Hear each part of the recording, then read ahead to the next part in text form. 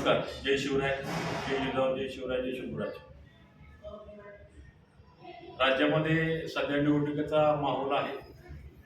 पाठीमागं सुरुवातीला नगरपंचायत, नगर परिषद, त्याच्यानंतर महानगरपालिका आणि आता जिल्हा परिषद आणि पंचायत समिती.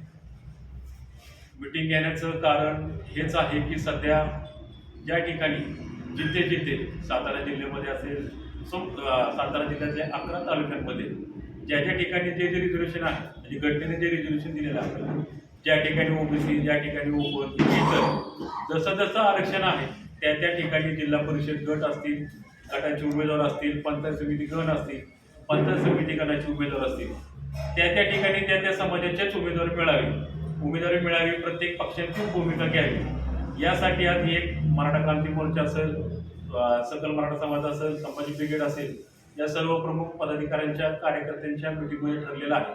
जिथे जी रिझर्व्ह जागा आहे त्या ठिकाणी तीच उमेदवारी मिळावी अशी आमची समाजाची व प्रत्येक संघटनेची मागणी आहे.